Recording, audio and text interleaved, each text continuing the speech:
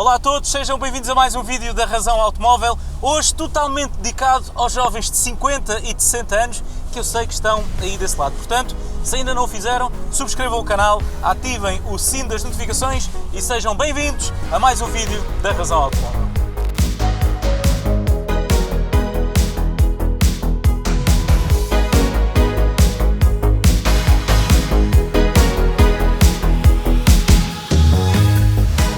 É verdade, hoje estou a conduzir um dos heróis do final da década de 80, o Opel Corsa GSI, um pequeno pocket rocket com motor 1.6 litros de capacidade, 100 cavalos, 4 cilindros e um ímpeto que poderá aos tempos de hoje não parecer muito, mas que em 1989 já era capaz de aflorar os 190 km por hora de velocidade máxima e cumprir o 0 ao 100 em apenas 9 segundos. Isto porquê? Porque apesar de ter apenas 100 cavalos de potência, ele pesava em ordem de marcha menos de 850 kg. É verdade, um verdadeiro peso pluma. E nos próximos minutos eu vou ter a oportunidade de o conduzir aqui por estas estradas alemãs e perceber como é que na década de 80 e década de 90 os jovens portugueses sonhavam com um carro desportivo. Uma altura onde os carros eram mais acessíveis, eram mais leves, mais descomplicados e por vezes até mais divertidos. Ou será que não eram?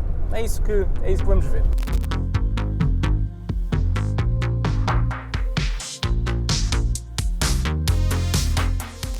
Antes de irmos às sensações de condução propriamente ditas, numa condução um pouco mais empenhada, um pouco mais desportiva, o que é que este carro tinha para oferecer? Em primeiro lugar, partia da base do primeiro Corsa, do Corsa A. Lançado no início dos anos 80, a Opel queria um modelo para concorrer com as suas rivais, não só alemãs, nomeadamente com a Volkswagen, mas também com as suas rivais francesas, que tinham carros bastante interessantes de conduzir. Pois bem, o que é que a Opel fez? Pegou no seu Corsa A, um carro que fartou-se de vender, que nem pãezinhos quentes, se não me engano, foram mais de 3 milhões de unidades desta geração e deu-lhe umas vestimentas mais esportivas, o interior um pouco mais interessante e o resultado foi esta primeira geração GSI, que em 2026 vai regressar não com um motor de combustão, mas com um motor elétrico. Mas sobre isso poderemos falar noutro vídeo. Vamos continuar neste carro. Se é verdade que o Corsa A era um bocadinho enfadonho visto de fora, este é tudo menos enfadonho.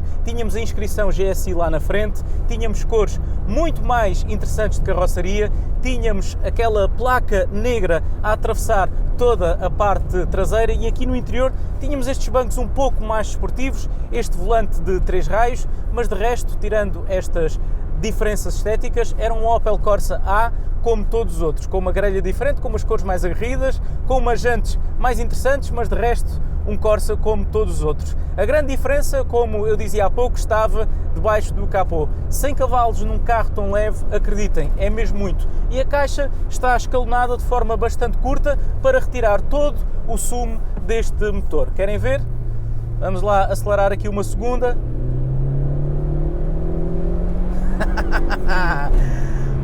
Os 0 ao 100 cumpriam-se em cerca de 9 segundos. Acreditem ou não, é mais entusiasmante do que aquilo que possam imaginar, porque, bem, o isolamento acústico é praticamente inexistente, eu sinto o vento a vir de todos os lados, apesar desta unidade estar em ótimo estado. Pertence à coleção da Opel, foi emprestado a um evento no qual eu estou agora, o Classic Car Design Event na Local Action. Vai haver vídeo também sobre a Local Action, uma segunda parte depois de eu já cá ter estado o ano passado, mas voltando aqui ao nosso pequeno herói. A qualidade de construção no final da década de 80, bem, é aquilo que nós sabemos, todos os plásticos são muito duros ao toque e se este carro não tivesse sido bem preservado, nomeadamente longe das agruras do sol, seguramente que todos estes plásticos já tinham começado a estalar. Mas isto nada importa para os jovens lobos da década de 80 e também da década de 90 que queriam emoções fortes. O que importava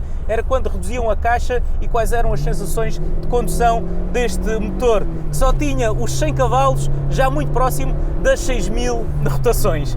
A resposta é bastante boa, mas os travões os travões são na verdade abrandadores. A primeira vez que eu meti o pé no travão, posso dizer que os primeiros 7 cm, 8 cm não tive resposta nenhuma e só depois é que os travões começaram a responder. E mesmo quando respondem, não podemos contar com uma capacidade de travagem muito interessante, porque não é apenas o suficiente para conseguirmos abrandar antes das curvas. Mas seguramente aqueles que nunca tiveram a oportunidade durante a sua juventude de conduzir este carro querem saber é como é que ele se comporta quando chegam as curvas. Em primeiro lugar, aquilo que nós sentimos é que é um carro muito leve, tem uma suspensão mais rígida do que os Corsas A's daquela época. O meu pai teve um Corsa A e eu sei que o carro era um pouco mais confortável que este, porque este de confortável tem muito pouco.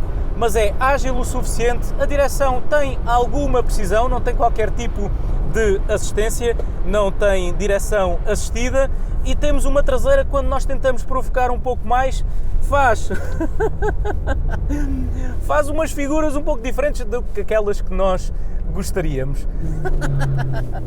À saída das curvas, se nós abusarmos um pouco mais do acelerador, conseguimos colocar em causa a motricidade do eixo dianteiro. Este é um tudo à frente, mas depois de conseguirmos apanhar aqui as manhas, começamos a imprimir um ritmo um pouco mais rápido do que aquilo que os meus quase 40 anos dizem que eu devia de adotar.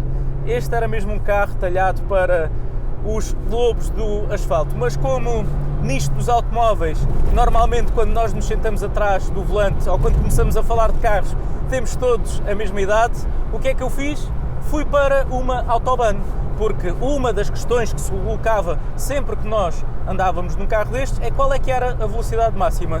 E eu cheguei aos 180 km/h e, entretanto, os meus 39 anos bateram-me à porta e disseram: Guilherme, não vais mais rápido. Mas parecia que este pequeno Corsa GSI e o seu motor 1.6 eram capazes de um bocadinho mais com esta caixa de 5 velocidades.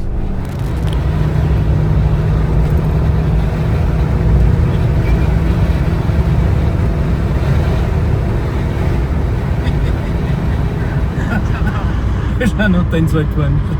É que já não tenho mesmo 18 anos. Mas tu pareces ter. Poça, isto bem, Pedro. Relativamente a itens de conforto, o que é que nós temos?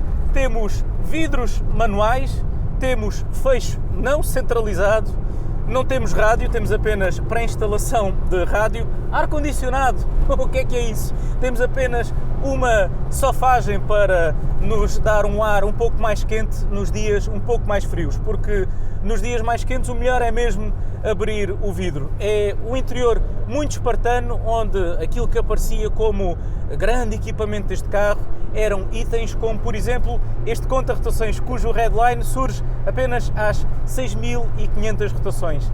Esta unidade que eu estou a testar tem sensivelmente 41.000 km e ainda vende saúde. Vou puxar aqui por uma quarta, quinta, e o piso está muito escorregadio.